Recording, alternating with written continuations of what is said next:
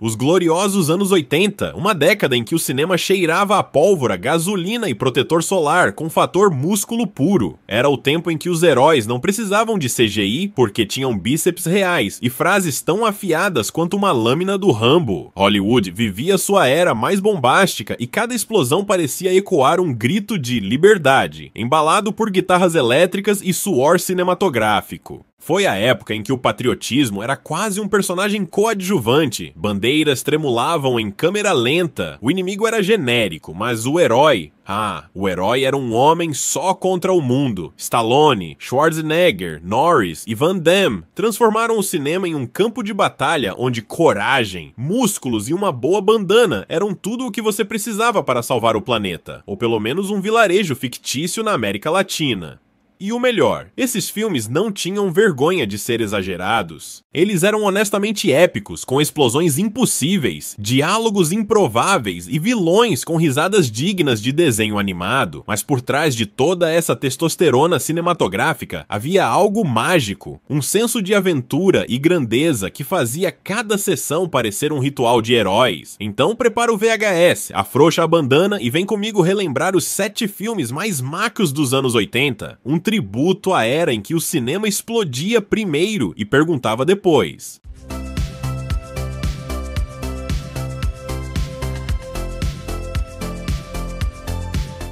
Rambo. Programado para matar. Se existe um símbolo que define o cinema de ação dos anos 80, esse símbolo atende pelo nome de John Rambo. Sylvester Stallone criou um personagem que ultrapassou a tela e virou um arquétipo, o homem solitário, marcado pela guerra, lutando contra um sistema que o rejeitou. Curiosamente, o primeiro Rambo não nasceu como o espetáculo de explosões e metralhadoras que dominaria as continuações. O filme é, antes de tudo, um drama de ação sobre o trauma dos veteranos do Vietnã. A história mostra um soldado tentando se reintegrar à sociedade, apenas para descobrir que, mesmo longe do campo de batalha, continua sendo tratado como inimigo. Essa mistura de ação intensa com crítica social deu ao longa uma profundidade inesperada, algo raro no gênero, pouca gente sabe, mas o roteiro original terminava de forma trágica. Rambo se suicidava após o confronto final. Stallone, no entanto, convenceu os produtores de que o público não queria assistir à morte de um herói. Queria um símbolo de resistência. A decisão mudou tudo. Rambo sobreviveu e, junto com ele, nasceu um dos maiores ícones da cultura pop. A produção também ajudou a moldar a estética da década. Músculos cobertos de lama, armas enormes e frases curtas, porém inesquecíveis. Rambo não falava muito, mas quando falava, o cinema inteiro ouvia. Essa economia de palavras, combinada com a intensidade física de Stallone, transformou o personagem em um mito moderno. O mais curioso é que, por trás do visual bruto e da violência, o filme é sobre solidão e desajuste. Rambo é um homem treinado para lutar, mas incapaz de viver em paz. E talvez seja por isso que o personagem ainda ressoa hoje. Ele representa o lado humano do herói, alguém que não quer guerra, mas a enfrenta quando é obrigado. Comando para matar.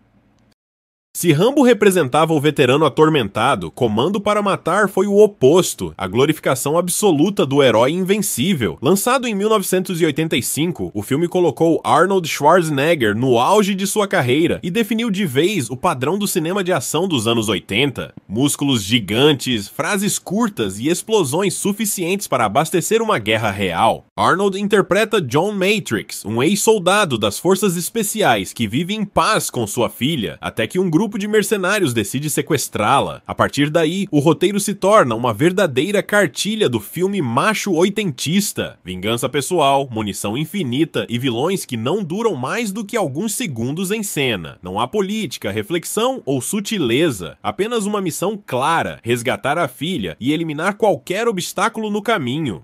Mas o charme de Comando para Matar está exatamente nesse exagero. O filme é uma espécie de paródia involuntária do próprio gênero que ajudava a moldar. Tudo é propositalmente excessivo. As armas, os músculos, as explosões e até o humor. As frases de efeito viraram lendas do cinema de ação, especialmente o clássico "Let off some steam, Bennett", dito por Schwarzenegger com a naturalidade de quem já nasceu com uma metralhadora nas mãos. Duro de Matar Os heróis dos anos 80 costumavam ser montanhas de músculos e frases de efeito. Duro de Matar veio para mudar o jogo, sem perder o suor, as explosões ou a atitude. Lançado em 1988, o filme apresentou um novo tipo de protagonista, John McClane, interpretado por Bruce Willis, um policial comum, sarcástico e teimoso que acabou virando um dos maiores ícones da história do cinema de ação. A trama é simples, mas brilhante. McClane visita a esposa em Los Angeles durante o Natal, e a festa no edifício Nakatomi Plaza é interrompida por terroristas que tomam o prédio. Armado apenas com sua pistola e uma boa dose de coragem, o herói precisa enfrentar sozinho um grupo de criminosos altamente armados. O resultado? Um dos filmes mais intensos e inovadores do gênero. O diferencial de Duro de Matar é que, ao contrário dos heróis imbatíveis de Stallone e Schwarzenegger, McClane é humano. Ele sangra, erra, sente medo e até reclama. Ele não é um super-homem, é um sujeito normal que teve um péssimo dia e acabou no lugar errado, na hora errada, e justamente por isso o público se identificou com ele. Curiosamente, Bruce Willis nem era a primeira opção para o papel. O estúdio queria nomes como Stallone, Schwarzenegger e até Clint Eastwood, mas todos recusaram. Quando Willis entrou, muitos acharam que o filme fracassaria, já que ele era conhecido por papéis cômicos. O resultado, porém, foi histórico. Duro de Matar redefiniu o gênero de ação, inaugurando a era do herói improvável.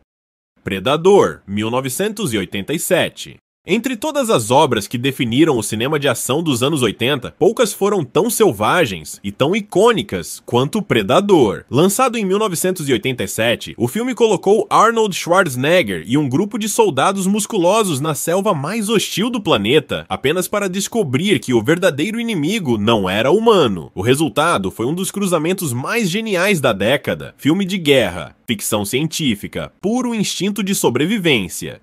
A história é direta. Um esquadrão de elite é enviado à América Central para resgatar reféns, mas acaba caçando, e sendo caçado, por uma criatura invisível equipada com tecnologia alienígena e um código de honra mortal. Sob a direção de John McTiernan, Predador equilibra ação e suspense com uma tensão crescente que faz o espectador sentir o calor, o medo e o desespero da selva. Mas o que realmente transformou o filme em lenda foi a mistura de brutalidade e inteligência.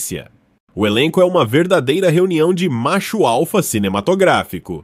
Arnold, Carl Weathers, Jesse Ventura e Bill Duke, todos em modo total de testosterona. O clima nos bastidores era tão competitivo que os atores chegavam mais cedo para tentar malhar mais do que os colegas antes das filmagens. A criatura, por sua vez, quase não existiu.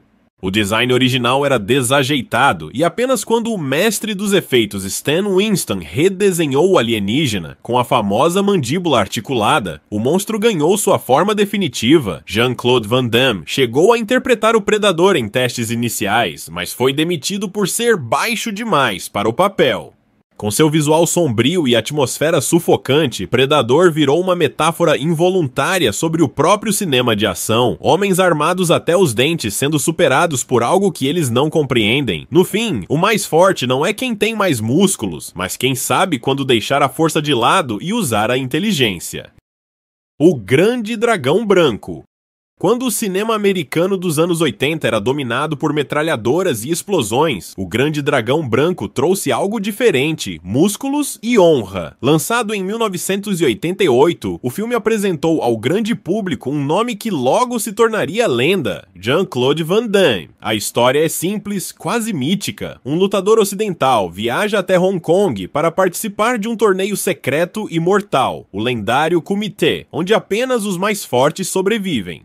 O que torna o Grande Dragão Branco tão especial é o equilíbrio entre exagero e autenticidade, inspirado na suposta história real do artista marcial Frank Dux, algo bastante questionado, diga-se. O filme mistura misticismo oriental, disciplina e porradaria com a delicadeza de um chute giratório. As cenas de luta, coordenadas com precisão coreográfica, elevaram o padrão dos filmes de artes marciais ocidentais e transformaram Van Damme em um ídolo instantâneo. A produção teve dificuldades financeiras e foi filmada com baixo orçamento, mas compensou com carisma. Cada golpe parecia mais coreografado do que os passos de uma dança, e ainda assim transmitia força real. O vilão Chong Li, interpretado por Bolo Yeong, é um dos antagonistas mais lembrados do gênero, implacável, monstruoso e hipnotizante em cena. Curiosamente, Van Damme foi quem editou parte das lutas, convencendo os produtores de que o material tinha potencial. O resultado foi um sucesso mundial inesperado, especialmente em fitas VHS, onde o filme virou febre entre jovens fãs de artes marciais. O Grande Dragão Branco representa um tipo diferente de masculinidade cinematográfica, menos sobre armas e mais sobre autodisciplina. É a história de um homem em busca de honra, enfrentando o impossível com o corpo e o espírito. Entre socos, gritos e faixas vermelhas voando, o filme capturou algo raro, o sonho do herói que vence não pela força bruta, mas pela determinação, e isso em meio à selva dos anos 80 era quase revolucionário. Cobra Stallone. Cobra apresentou o lado mais sombrio, urbano e implacável de Sylvester Stallone. Lançado em 1986, o filme é praticamente a destilação pura do espírito oitentista. Violência estilizada, frases de efeito, óculos escuros e justiça pelas próprias mãos. É como se o próprio Stallone tivesse decidido misturar Clint Eastwood com Mad Max, e o resultado foi um dos filmes de ação mais brutos e estilizados da década.